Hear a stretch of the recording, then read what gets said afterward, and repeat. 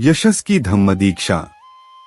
वाराणसी शहर में यशस नाम का एक राजकुमार रहता था। वह उम्र में छोटा और दिखने में बेहद खूबसूरत था। वह अपने माता पिता के बहुत चहेते थे। उसके पास बहुत धन था। वह अपना सारा समय नाच गाने, शराब पीने और विलासिता में ही व्यतीत करता है। कुछ देर बाद उसे ये सब समझ में आ गया। इस तरह जीने से बेहतर जीवन जीने का कोई तरीका है। उसे समझ नहीं आ रहा था कि क्या करे। उसने अपने पिता का घर छोड़ने का फैसला किया। एक रात वह अपने पिता का घर छोड़कर इधर उधर घूमने लगा। घूमते घूमते वह ऋषि पतन की ओर मुड़ गया। वह थक कर बैठ गया और अपने आप से जोर जोर से कहने लगा, मैं कहाँ हूँ? अब इससे निकलने का क्या रास्ता है? यह उस दिन की रात को हुआ जब तथागत ने ऋषि पतन में भिक्षुओं के 5 वर्गों को अपना पहला उपदेश दिया था। जब यशस ऋषि पतन आ रहे थे तो वहीं ठहरे हुए तथागत भगवान बुद्ध प्रातःकाल उठकर खुली हवा में विचरण कर रहे थे।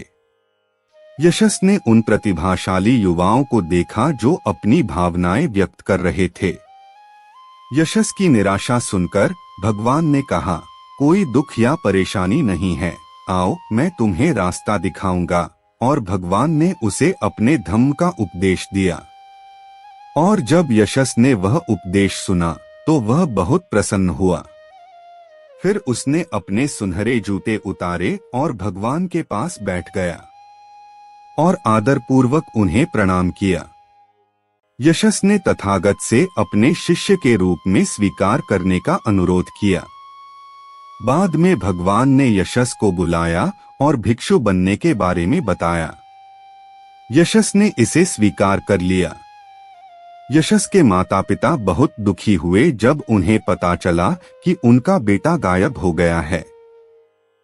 यशस के पिता ने उसकी तलाश शुरू कर दी। यशस के पिता उस स्थान पर आए जहां भगवान और यशस साधु के वेश में बैठे थे और भगवान से पूछा, भगवान क्या आपने मेरे बेटे यशस को देखा है? भगवान ने कहा, अंदर आओ, तुम अपने पुत्र को देखोगे। वह भीतर गया और अपने बेटे के पास बैठ गया, लेकिन उन्होंने उसे नहीं पहचाना।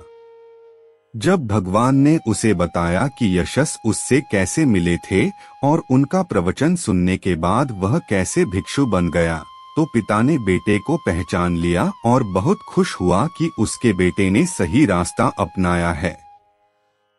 बच्चे यशस, पिता ने कहा, तुम्हारी माँ दुख और दुख से अभिभूत है। घर वापस आओ और अपनी माँ को फिर से खुश करो। तब यशस ने तथागत की ओर देखा और तथागत ने यशस के पिता से कहा, क्या आप चाहते हैं कि यशस उस सांसारिक जीवन में वापस जाए और पहले की तरह सांसारिक सुखों का आनंद उठाए? यशस के पिता ने उत्तर दिया, यदि मेरा पुत्र यशस यह समझता है कि भगवान के साथ रहना उसके लिए लाभदायक है तो उसे रहने दे। अलविदा कहने से पहले यशस के पिता ने कहा, भगवान तथागत अपने भिक्षु संघ के साथ घर पर भोजन करने की अनुमति दें। तथागत ने वस्त्र पहनकर भिक्षा पात्र उठाया और सफलता के साथ यशस के पिता के घर चले गए। वहां पहुंचने पर उनकी मुलाकात यश की मां और उसकी पिछले जन्म की पत्नी से होती है। भोजन के बाद तथागत ने उस परिवार के सभी सदस्यों को अपने धम्म का उपदेश दिया। यह सुनकर वे बहुत खुश हुए और उस सलाह का पालन करने का वचन दिया। वाराणसी के एक धनी परिवार में यशस के 4 दोस्त थे। उनके नाम विमल, सुबाहु, पुण्यजीत और गवाप्ती थे।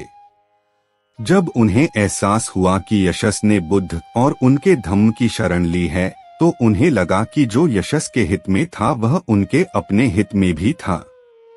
इसलिए वह यशस के पास गए और उससे भगवान बुद्ध से उसे अपने शिष्य के रूप में स्वीकार करने के लिए प्रार्थना करने को कहा।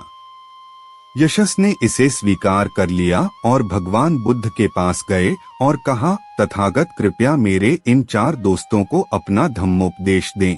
तथागत सहमत हुए और यशस के दोस्तों को धम्म दीक्षा मिली।